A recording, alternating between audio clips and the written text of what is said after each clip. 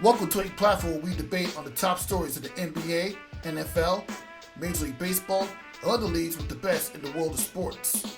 You'll also get interviews with many athletes and media talents at several basketball events, including the WNBA and college basketball.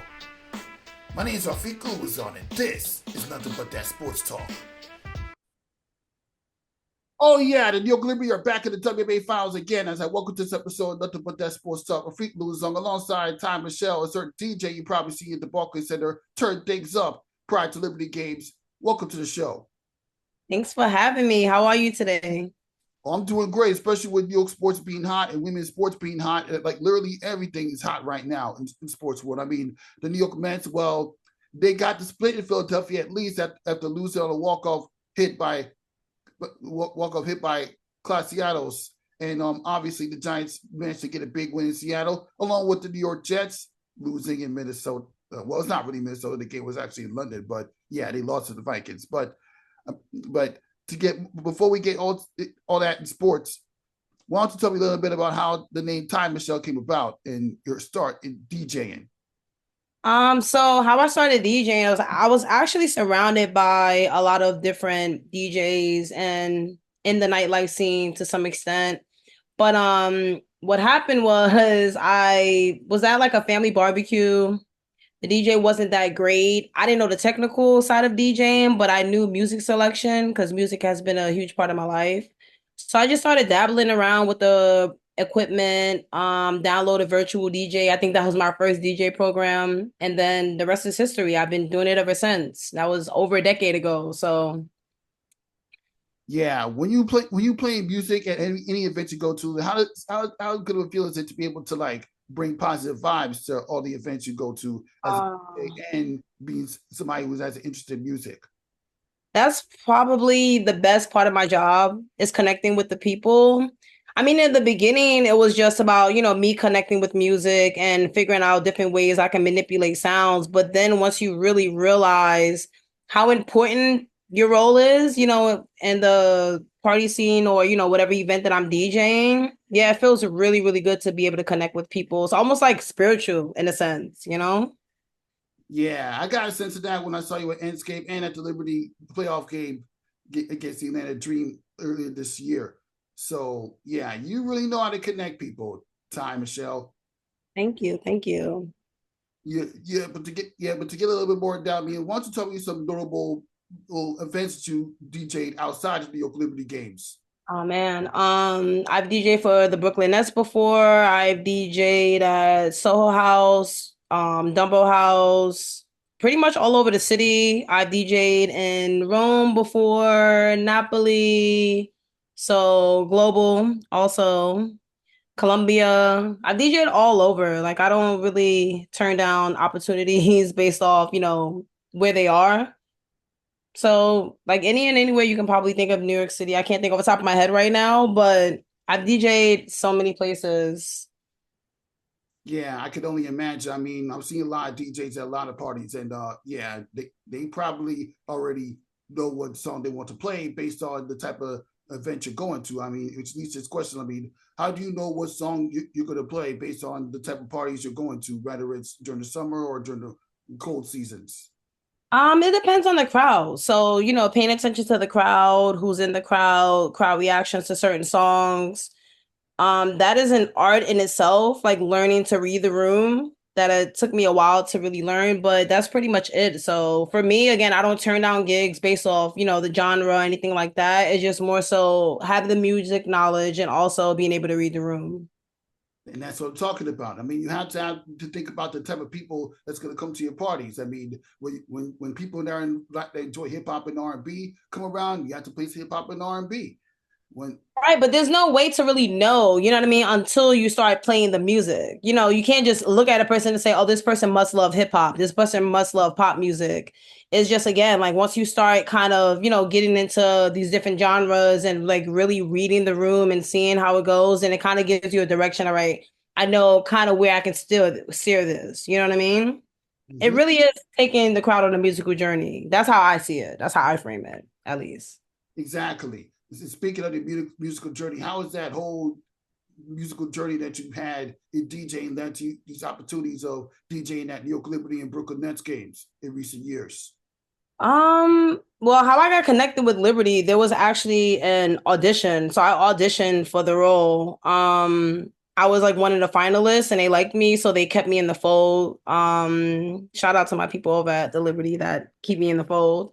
So that's how I got connected with them. But it's just, consistency and time and learning and growing as an artist and opportunities come. And it's also like in sports, right? Like having that grit and not giving up. There's so many times I wanted to give up because what I do is not easy. But again, it's just pushing through, having that grit, and you never know when your next opportunity can come. Just gotta be committed, stay consistent. Yeah, and that's another example of this question I'm about to ask you. Like, how do you think that sports entertainment come together in your opinion? Oh, for me, sports and entertainment go hand in hand. Sports and music specifically definitely go hand in hand. I know for me, like I work out, you know, I play sports outside of, what I DJ. And so for me, like even when I'm in a zone, like I need music to kind of get me there sometimes. Or if I'm not in the best mood, I don't feel like working out today, like I'll put on, a motivating song that kind of helps me get my groove and things like that. So I music and sports definitely go hand in hand. Even if you listen to some rap lyrics, there's so many sports references. And then it goes back to what I was saying about having the grit and being consistent. That's just like sports, like if you're in a game and it's fourth quarter, you're down, you can either give up and lose or you gotta tap into that something, you know what I mean? To Yeah, push you through. And music is definitely kind of like the same type of situation. yeah, exactly. You definitely see music and sports go together when Alicia Keys was singing Concrete Jungle When Dreams Are Made Of for the Liberty players after they won game two against the Aces. Right. You see, Again, it's like a spiritual chant that was going on in our locker room. I saw that. yeah, I know that. And you were playing a lot of music and you were playing a lot of songs at the Barclays Center, hyping up the fans. And in recent years, I mean, it wasn't until like the Andscape event that I've noticed that I've got a good look at the type of DJ you are. Oh yeah, because that was like a more intimate space for sure. Whereas Barclays, everybody's just kind of passing through, walking in to go inside. But yeah, that was a fun time too. Yeah. Now, obviously, at one point during your career, you obviously had to live through a pandemic. You had to live through a pandemic, just like all of us had to. I mean, like, how do you manage to continue to developing your DJing skills throughout the pandemic? For me, the pandemic was actually a very transformative time. So I just stayed in and I focused on music. I focused on, I had all these ideas in my head and I was able to, I had the time and the space to actually like sit down and put these ideas into fruition. So yeah, like that whole pandemic, I was just home, deep into music, just creating every single day, doing things that I love and being again able to connect with myself. So that was super important. Yeah, it's super important to connect with yourself. And well, obviously, while being a DJ, you probably have a tough time picking some of your favorite songs that you know playing the most. Like seriously, which leads to this question: what are some of your five songs you love playing? That I love playing or the crowd loves. To play at parties and Brooklyn Nets New York Liberty games. Again, depends on the scene. So I know we're coming into the finals. There'll probably be some plaza activations. So the direction I'm going in musically is going to be motivational music, all New York, well, not all New York artists, but mostly New York artists to get, that New York hype ready. But my favorite songs to play, the most fun songs to play, like I love playing pop music. I don't have a specific song, but I can give you genres. So like pop music always gives people hype. That's like one of my personal favorite genres also. Um I've noticed like Uproar, Lil Wayne, the crowd loves that. Like especially in the arena and like in that sports space, crowd loves that. Um that Wave song, I think it's by DJ. I don't even know who. I can't remember the guy's name. But the song that we play in the arena for the Ellie Wave, that gets some hype all the time. I played that outside the arena, like other places, and that's also a vibe. So Yeah, you got a good sense of that when you was at the yeah, you got a good sense of that at the Liberty watch party. Well, during the one loss Liberty had in this playoffs up until this point. Yes, the watch party. You were there? No, but I saw videos of you do your thing. Yeah, the watch party was fun. That was a good time. Yeah, it was a good time. If I was there, I would have said hi to you already. But now, on the serious don't know. Yeah. While we're on the subject, to talk about the Liberty, like, what can you remember the first time watching the Liberty and how you got interested in it? Oh my gosh. I cannot remember my first. I know that I've seen the Liberty play when they were at, yes, I do remember. I'm lying. I seen them at MSG. That was the first time I seen them play. I can't remember what year it was, but that was my first Liberty game at MSG. I didn't go to any of the games in Westchester, but I heard they weren't, not that they weren't that great. I just heard that the venue wasn't obviously what the team was used to going from MSG to the venue in Westchester. But if I had to parallel, like, compare the energy and the crowd and all that from MSG days, again, I can't speak to Westchester, but to now that we transitioned to Barclays, it's completely different experience. Yeah, it's always completely different. I mean, come on now. Back at MSG, you didn't have Ali the mascot, and you probably had in arena hosts, but it wasn't like the type of in arena hosts you have right now. I mean, DJ Rhea, and then the one time where Bianca Pierre was hosting a Liberty game like a few years ago, and that was obviously during Kids Day. But outside that, DJ Riaz was carrying the load in an arena hosted game. I mean, what do you think she brings to sports as an in arena host? I know that role is pretty new for Rhea, but Rhea is perfect for it. Like I've known Rhea for years now. Like before we were even working with the New York Liberty, me and Rhea had a rapport. She's perfect for that role, I think. Like I've seen Rhea DJ so many times. She's an amazing DJ. She's excellent at that. But I don't know, something about seeing her on the court is I mean, it's kind of again, DJing goes hand in hand with hosting, but seeing her in that element to me, like it just again, like I was enamored the first time I seen her DJing, but that like her on the court hosting is amazing. Like she's was probably born for that role, like honestly. Yeah, she's somebody that a lot of people, even my friend Shantae, looks up to. Like seriously, DJ Rhea really knows how to be a DJ in arenas at the same time for New York Liberty. She's perfect for the role. I mean, obviously she's only had it for like over a year, but the fact of the matter is she's doing it like she's been doing it for years. I mean, it's understandable because she had other roles prior to working for New York Liberty. Right, yeah. Yeah. Now getting into New York Liberty now, they reached the WNBA Finals this year. Like as you continue to watch this New York Liberty team, what makes them so different compared to last year's team where they were second best and losing the finals and the years before that when they came to Brooklyn? I think what I've noticed, and I think most of the Liberty lawyers notice also, is just the grit. Like I can't speak to that enough. It's just something that's in you when you lose, and you were that close. Like we were so close to winning. So I can only imagine, what's going through Sabrina's head, what's going through Brianna and everybody else's heads at that time. It's like we were so close. So now we got to fight. But you can see the fight in the team. I think we had the skill, obviously, but once you pull out that beast, that animal, it's like a different type of energy. And I think that, I mean, for me, that's what I'm seeing. I don't know. You can probably speak to that too, but that's what I'm seeing. I'm just seeing like the drive, the push, a little, no, not a little, a lot more aggressiveness on the court.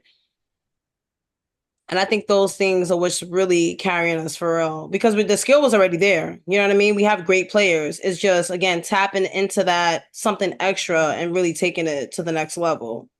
Exactly. You have Sabrina that's going to be in the floor general that can bring the ball up and down the court, knock down 3 pointers, and take it to the rack with emphasis. And then you have Brianna Stewart showing you that she can be aggressive on the defensive end, blocking shots, and then also knocking down 3 pointers, being the MVP player that she is. And of course, John Cole Jones, like she could ball out. Oh, JJ's been going crazy this year. JJ has been going crazy this year. Like, and I love seeing her make threes. Like that to me, like when your senses making threes, nah, like there's nothing to talk about. You know to talk about. And also we got Naomi Phoebish knocking down 3-pointers, being the sixth player the New York Liberty was looking for in the finals last year. She has the ability to knock down 3-pointers. That she can take it to the rack. That she has a lot of aggressiveness and toughness when the defenders are over her, and she knows how to move the ball to open shooters. And that's the type of offense you need in order to help this Liberty be the number one seed in the WNBA. 32-8 wasn't enough to be number one seed last year and win a championship, but it was this year. And they eventually lost against the Aces at least. So, gotta kudos to them.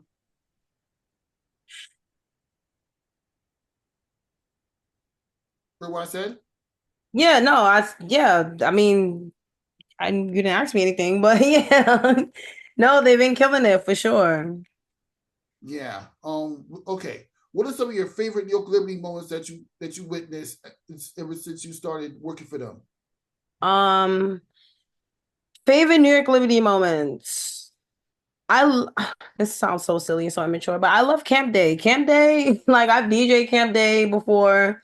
I've been to Camp Day games. Camp Day is fun. Like I love that they do that for the kids. Everything that they do outside of the arena, I absolutely love that. Like this summer they hosted a girls clinic, a basketball clinic, and that was phenomenal time also. Um MC Light performing halftime. I can't remember what game that was, but that was awesome also. That was a dope experience to see a legend on the court performing. Also the halftime shows have gotten way better from when we first started. Like we've been getting some dope artists. Like Little Kim, that was also another one. Oh my God. I'm a super, super, super Little Kim fan. So that was like a dream for me to see her performing live. And don't forget about Ja Rule. New York, New York. Yes, I actually missed him, believe it or not, because I was, in the plaza. So by the time I got inside, I think his performance was just ending. So I missed Ja Rule. I was mad I missed Ja Rule. But you probably see Ja Rule at other places prior to that anyways. Oh, yeah, no, I have, for sure. Yeah, Ja Rule knows how to bring good vibes. New York versus New York. I mean, you jam to that. You remember, it's a true reminder that you're in New York. That's what I'm saying. Like, that's the energy for the final. That's the energy I'm trying to bring for the finals, for sure, from a music standpoint. Yeah, exactly. And I believe a year ago, Jim Jones performed at the halftime of the WNBA Finals. He did. Jim Jones did perform. I remember that. Mm-hmm. Oh yeah, and Alicia Keys showing the presence on the court, like I said, and Gabby Thomas, a gold medalist, coming together. Yeah, that was a moment too. That was awesome. Yeah, which leads us to one question: like, what do you love about watching women in sports and how it brings people together? I think just women in sports in general has come a long way. It's just amazing for me to see the growth, the opportunities that these athletes are getting now, whereas we weren't even being recognized before. I think is amazing. Again, just seeing how this women in sports have grown and the recognition that we're now getting is phenomenal and almost like a dream for me. Mm-hmm. Yeah, but it's always a dream, especially when you have the New York City Gotham team doing their thing on the soccer field, and then of course, yeah, women's sports is just all over. Yeah, women are taking over. I'm here for it. Yeah. Obviously, some other hot New York sports topics to get into. Obviously, well, the New York Yankees and the Mets are in the postseason. I don't know how strong your baseball knowledge is, but if you follow what's going on, Not that strong. I don't follow baseball like that, to be honest with you. I love to go to the games. I love all sports, but I don't follow it if I'm being completely honest. But of course, if the Yankees are in it, I'm here for it. Yeah, well, I'm a Yankee fan. Yeah, well, the Yankees are leading the Kansas City Royals 1-0 in the ALDS. So that should give you some hope. Oh yeah. All right. I'm here for it. But no, I don't follow baseball like that. I know we're in football season. If I'm being completely honest, football is such a dangerous sport. Again, I love going to the games, but actually following it, I don't. Please don't cancel me. But no, I don't follow football like that either. No, you're fine. I mean, it's hard to follow all the sports going on when you're working. No, it really is. Like sports is a whole different. Like when I meet people that have so much sports knowledge, it amazes me because like how does your brain even have all that capacity to handle all that information? Like people that know sports stats, like I think those are like some of the most amazing people. Like my brain just does not work that way at all. Yeah, but let's see if your brain works this way. If you could be a current New York Liberty player for a day, what would it be? Brianna Stewart, Sabrina Ionescu, or Will Jones? Oh my gosh, those are my three choices. Yeah. All right. That's such a hard, I don't know. I'm gonna say Sabrina. I'll say Sabrina. Sabrina seems like, I don't know her personally, but she seems like, on the court, she's about her business. Off the court, she's about her business. Like that might be more so parallel with my personality. Yeah, it really does. I mean, the kindness, the focus in doing what you're doing. Yes, thank you, thank you, thank you. Yeah. Now, one last question before I let you go. How confident are you that the Liberty could get it done this time? Oh, more than confident. I said last year we were winning the championship. Actually, I may have said it the season before, but definitely was screaming it at the top of my lungs last year. But I'm overly confident that we got it this year. I can't wait. I wonder if we could. The only thing I'm thinking about is like, are we gonna have a parade? Like, what's the celebration gonna be like? That's what I'm thinking about. I'm thinking I'm way ahead. Well, I know this for sure. You're gonna be DJing, doing your thing when the parade comes around, and it's if the Liberty can pull this off, it's gonna be one of the most monumental moments in New York sports. When we pull this off, no if, when. Yeah, that's what I said. When we pull this off, it's gonna be one of the most monumental moments in New York sports.